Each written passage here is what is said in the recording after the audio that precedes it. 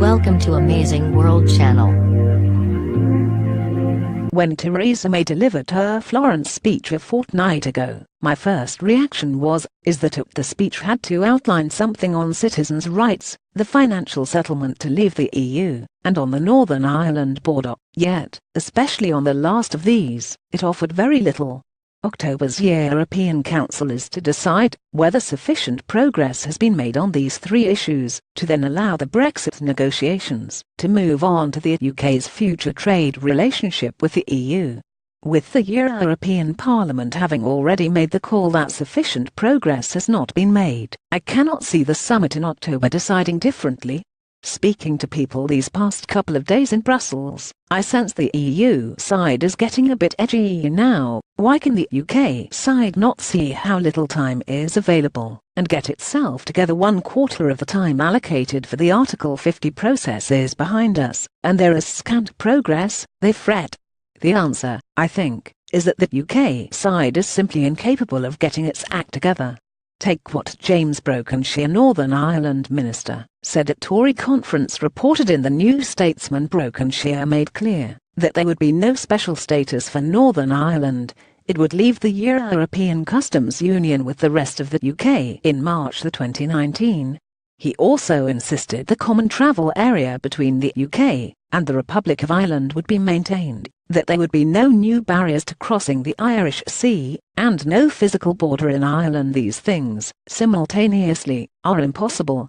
Or on industry sectors post-Brexit. Reported in the Times, Michael Gove, the Environment Secretary, is pushing to take control of some industries in 2019, regardless of the transition period, but Amber Rudd, the Home Secretary, believes that this can be done only if the EU consents. Some ministers believe that different industries can take different approaches, with the financial services sector securing a bespoke deal that would mean it continuing to enforce EU rules and lobbying Brussels to ensure that they remain favourable to the UK. Delusional is how John Springford describes this, and I concur. The problem is that no one within government actually wants to solve any of these issues, because to decide means someone is going to lose. Some downside of Brexit has to be made clear. To take a decision as to what the UK wants, and to then seek to achieve it in the negotiations, is beyond this government. Even Dexu's Brexit papers take this approach, talking of menus of options, without any clarity as to which is desired.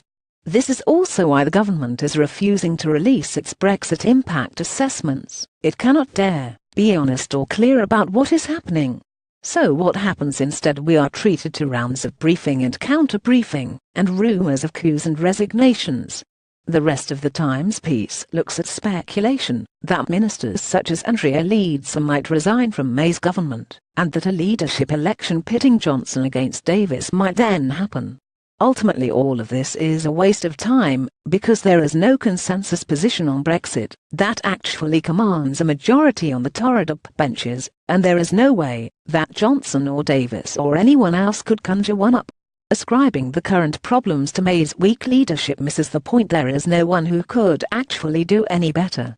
If May or whoever might follow her tacks to the Eurosceptic right, the pragmatists like Hammond and Rudd scream, and they have some backing from business, and the EU looks on incredulously.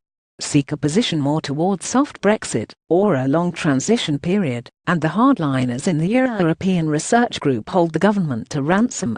So instead everyone in the government tries to prevaricate, to buy time, to hope that eventually some solution emerges from somewhere, or to dream that some new leader might be a way out of the conundrum.